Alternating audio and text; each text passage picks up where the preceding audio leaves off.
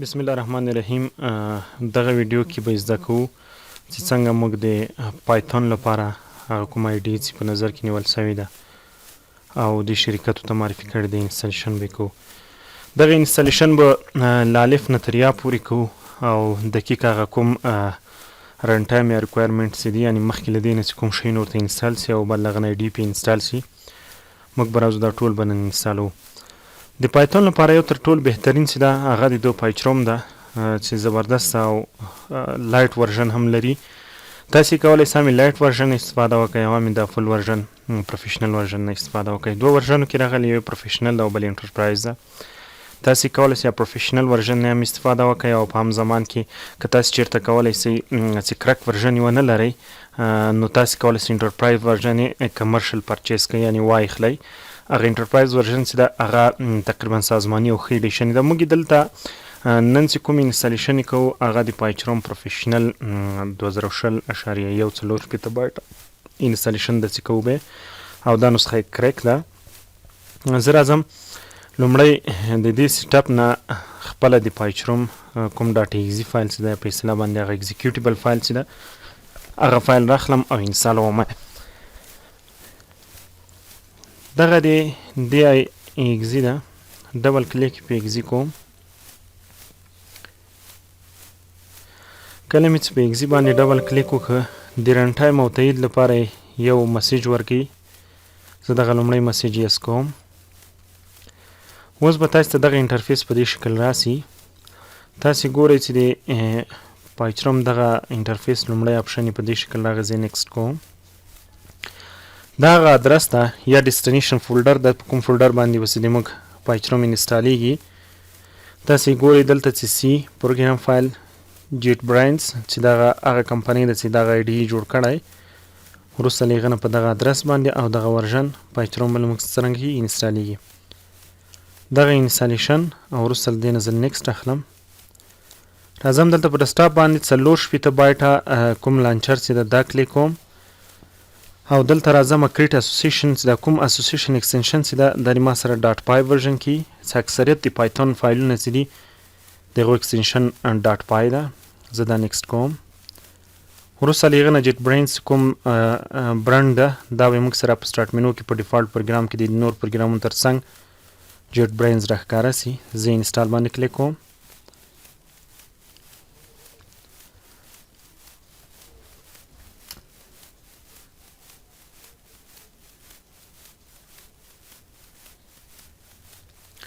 دا پروسه تقریبا ډیر کم وخت نیسي او ډیر په لنډ وخت کې د انسټالیشن تکمیلیږي.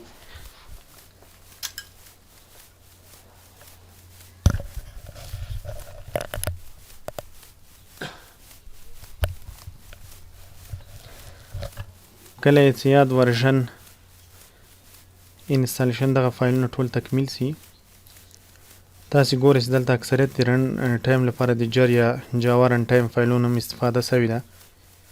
هغه فایلونه ګورئ چې ستاسې ایکسټرکټ کېدو په حالت کې دي. ټول فایلونه ایکسټرکټ کېږي.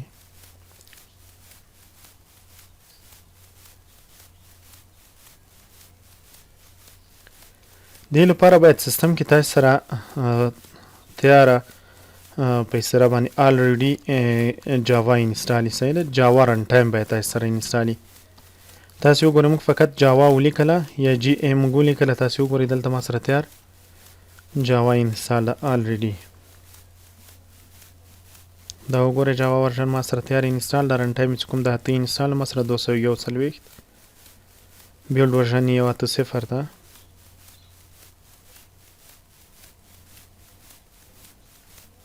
دا تکمیل شو. کله چې دا تکمیل شو دغه رن پایچروم کوم هغه چې ده دا پایچروم دا به تاسې آن ټیک مارک کړئ، دا به فینش کړئ. را به سئ کریک فولډر ته.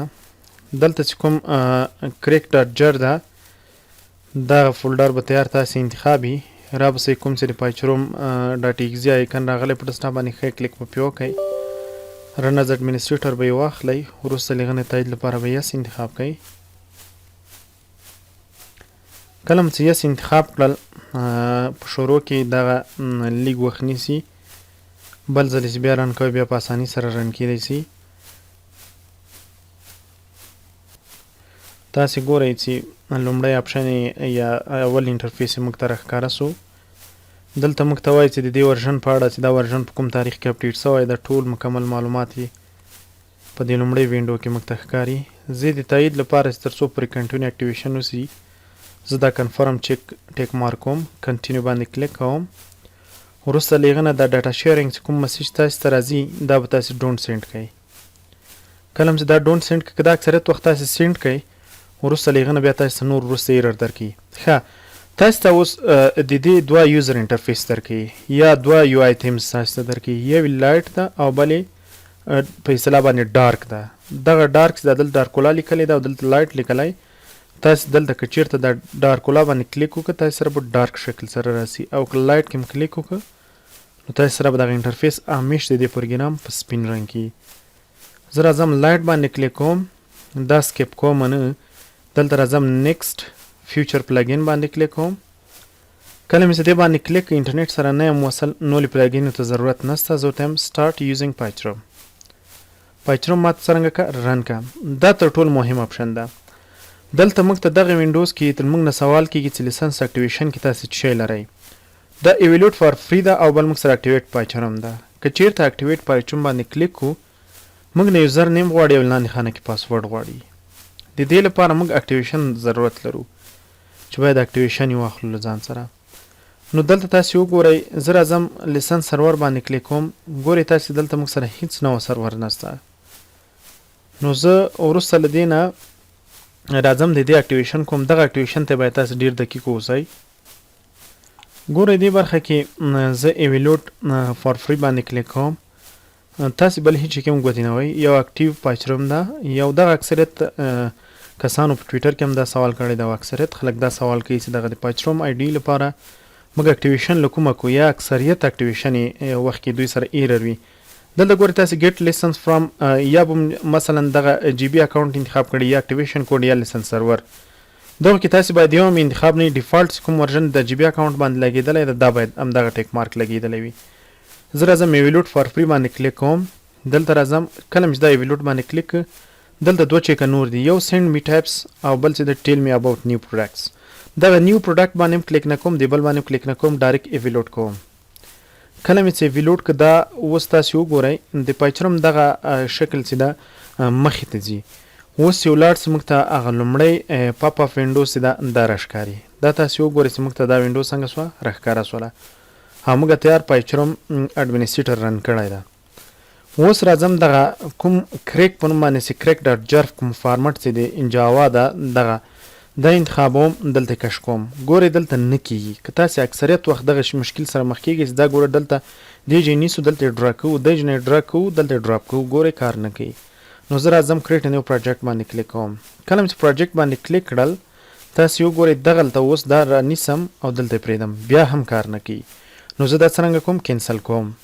کله مې دا کینسل کړل او وروسته له دې نه دلته کنفیګریشن ته هم راغلم، دا هم باید ډیفالټ هیڅ تاسې هیڅ نوی تغیرات نه یې راوستلي. دا کلوز کوم.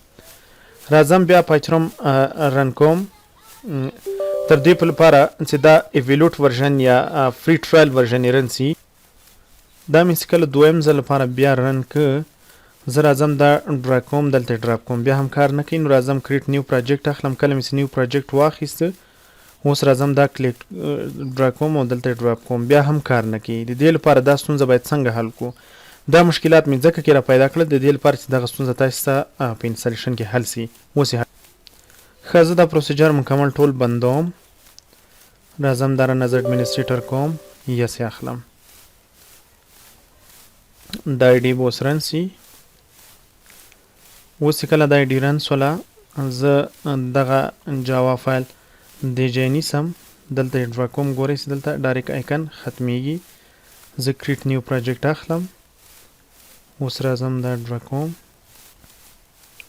ښه دوستانو اوم کتل چې څو لار نه موږ کوشش وکړو چې دا فایل کرک ته بوځو، کرک ته بونه ته. نو راځو دغه کوم وروستی اپشن چې بهترین اپشن موږ په لاس کې لرو. ما مخکې مې یادونه وکړله چې تاسې باید یو ځل جاوا سیسټم کې چیک کړئ چې جاوا تاسو سره کومه جاوا انسټال ده. اباوټ جاوا ته راسئ. که سی ال آی موډ نه غواړئ همدغه جی آی موډ نه په اصطلاح باندې دا ته را چیک کړئ، دا صحیح ده. زه اوس راځم فقط دغه کریک راخلم په ډسټاپ باندې کاپي کوم، همدغه رانیسم اوس ډایرکټ په دې آیکن باندې پرېږدم. کله مې په دې آیکن باندې دا جاوا رن ټایم پرېښود اوس به ډایرکټ ما سره پایچرم رن سي. کله چې ما سره پایچرم رن سه اوس به زه بیا هم دویم ځل لپاره هم دا کار کوم. فایل به راخلم کرک او دلته به یې ډرا کوم. هغه ځای نه به یې ډرا کوم دلته به یې ډراپ کوم تر څو پورې اکټیویشن دقیق وسي. ګورئ دغه ایرر 4-5 ځلې دلته موږ تکرار کړ. پیل کې ما کولی شول دا هم تاسو ته اچولی په لنډ شارټکټ ډول، خو مګر که تاسو له دې مشکلاتو سره مخ کېږئ باید دغه ستونزې مخکې در سره یاد وي. دغه ستونزې باید تاسو سره یاد وي. وګورئ اوس موږ سره پایچرم په دې شکل سره رن ده. اوس یې بندوم. تر اوسه پورې ګوره پایچرم خلاص نه ده، دا زه اوس بندوم.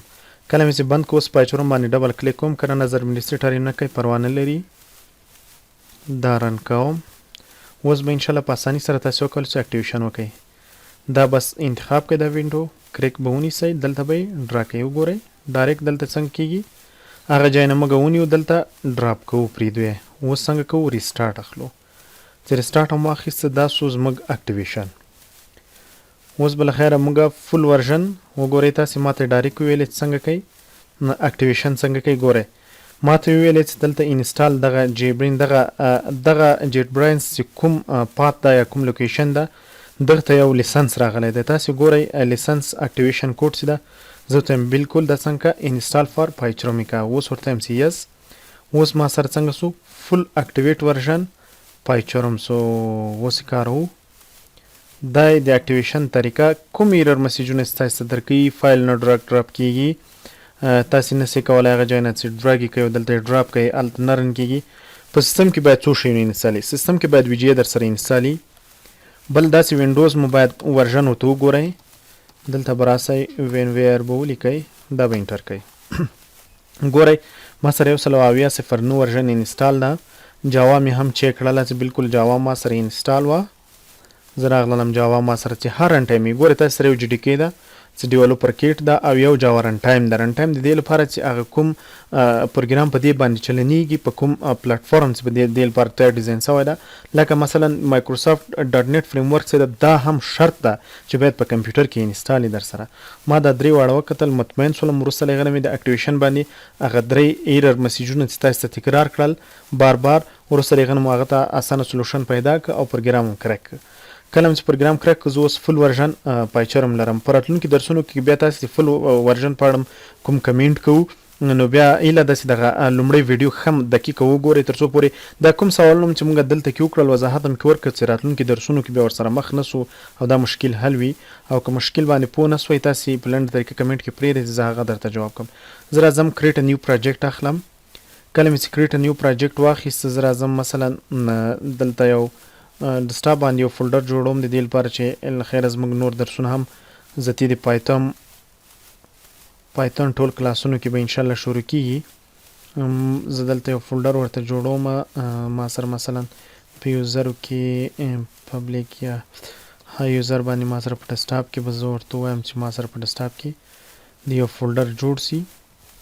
ګورئ دغه انټرفیس چې د کوم انوایرمنټ یا چاپیریال چې د پایتون د عین لکه تاسې جاوا آی ډي چې کوم په اکلیپس کې رن کوله دلته هم د پایتون لپاره هم تاسې پایچرم کې د سټینګ کولی شئ. ګورئ په چپ طرف کې دغه ټاسک یا تیاره ولاړه مینو کې چې ده موږ سره ګورئ جینګو هم شته، فلاکس هم شته، موږ سره ګوګل اپ انجن هم شته، ډېر زښته زیات شیونه ده څنګه کې انتر ایچ ټي ایم ایل 5 پورې موږ سره څنګه کولی شو دې لپاره دلته ایکسټینشن کولی شو یو پروګرام پکې ډیولپ کولی شو. تاسې په اساني سره کولی شئ دلته یا جینګو که مثلا جینګو کلاس اخلئ جینګو یو پروجیکټ مخې ته بیایي نو دلته جینګو کلاس کوئ. زه نه پیور پایتون باندې کلیک کوم، زه فقط خاص پایتون کې مثلا کار کوم. دلته ګورئ تاسې سره یو بل شی د لوکیشن کې وګورئ چې دغه فایل په کوم ځای باندې رن کیږي یا په کوم ځای کې به دا فایل تاسې سره څرنګه سي سیو سي. دغه لوکیشن سو او دلته دا ورچوال لیب دا ګورئ دوه خبرې دلته تاسې یو پپ ان وی لرئ یو بل کونډا لرئ. تاسې که چیرته د ورچوال انوایرمنټ یا ای ان وی چې لیکلی دا د یو انوایرمنټ یا دغه محیط نه مخفف ده یا د هغه ابریویشن ده چې تاسې څنګه په کوم محیط باندې دغه د پایتون ډاټ پی وای کوم ایکسټنشن چې د فایل ایکسټنشن چې ده دا څنګه سیف کیږي. زه راځم مثلا دلته نیو انوایرمنټ یوزینګ ورچوال ای ان وی دا سلیکټ کوم، نور هیڅ چیک نه لګوم.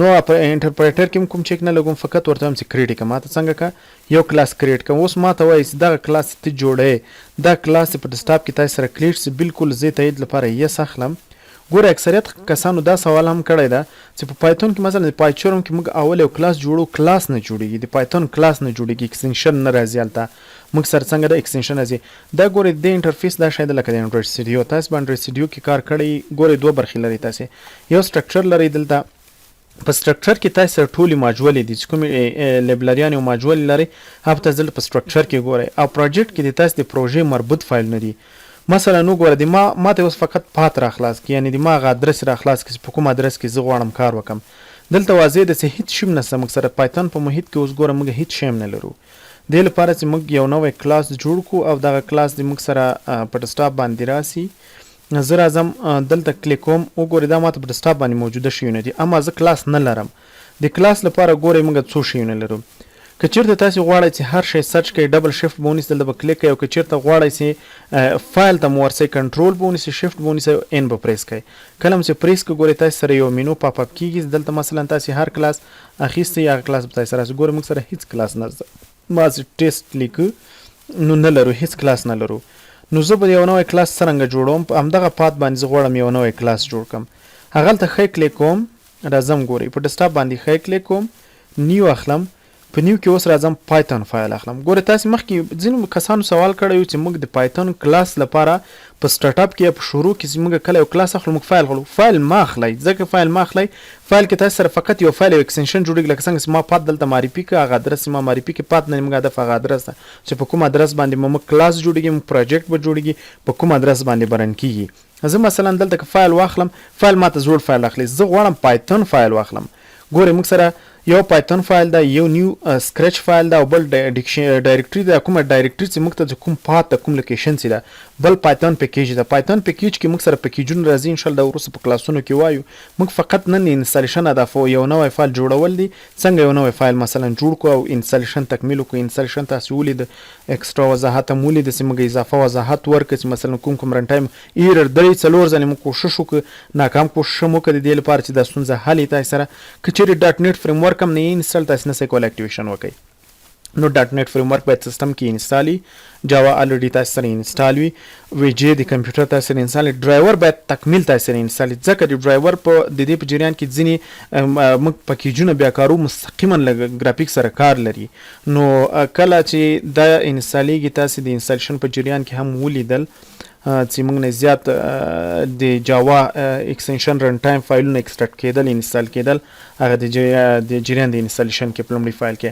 ښه زه راځم یو پایتون فایل باندې کلیک کوم د پایتون فایل اخلم ګورئ تاسو اضافه نور فایلونه مخکې سي مثلا ایچ ټي ام ال فایل مخکې سي جاوا سکرپټ فایل هم دلته کریټ کولای سي خو زه راځم پیور پایتون ما کلیک کړی دا ایکستنشن مې ما اوله کې انسټالیشن شروع کې که تاسو ویډیو سم دقیق وګورئ به ان شاء الله ستونزې سره نه مخ کیږي زه پایتون فایل کلیک کوم کله مې پایتون فایل کلیک ګورئ دلته ما سره بل مینیو پیدا شو دغه ګورئ اکثر که تاسو په انډرویډ سټوډیو کار کوئ بالکل د دغه انټرفیس یا د دغه مخ او د انډرویډ سټوډیو یو آی یوزر انټرفیس بالکل سیم دی هیڅ تفاوت نه کوي زه راځم دلته نیو ما د ګوره نیو وخت زه ته پایتون فایل نیو مرته ورکوم مثلا زه ورته هم چې فرست کلاس یا مثلا زه نوم مرته ورکوم چې ټیسټ انستالیشن یا مثلا که تاسو احمد محمود هر څه کوم مینینګفل نوم ورکړئ زه مثلا کوم ټیسټ 01 دغه پایتون دغه فایل مثلا ماته څنګه کا جوړ کا زه انډرسکور مخلم دلته ورته وایم چې انستالیشن فایل دا کلیک کوم انډرسکور جبران ټیک تاسو کولای شئ غټ نوم ورکړئ خو زه راځم ټیسټ انډرسکور 01 جبران ټیک دا اخلم انټر کوم کله مې چې انټر کوو اوس زه کولای سم د پایتون کلاس ته ننوځم دلته وګورئ ما سره نور اضافه شوي نو زښت زیات راغلل اوس د ما سره اضافه شوي نو په دې خاطر راغلل چې دا زما د ډیسکټاپ شوي دي وګورئ تاسو ایکستنشن وینئ زه فقط یو فایل اوس په ډیسکټاپ لرم ټیسټ انډرسکور 01 جبران ټیک ډاټ پای دغه کلاس لرم اوس که دا کلوز کم اگزیټ کم ما سره به څنګه سي یو فایل به الریډي جوړ سوی وګورئ تاسو ما سره پایتون یو فایل څنګه سو کریټ سو دغه ده اوس ډبل کلیک کوم د خپل کلاس ته ځم که تاسو دا مستقیم فایل جوړ کړئ نور تاسو خپل کوډینګ سٹارټ کړئ مشکل بنی ان شاء الله په اساني سره تاسو کولای شئ مخته بوزئ ښه زه راځم ډبل کلیک نه وروسته ما ته به دغه انټرفیس په دې شکل اخلاص خو زه دا بندوم راځم د دې آی ډي نه تاسو ته دا رن کوم دې لپاره ستاسې ګډوډ نه سي کې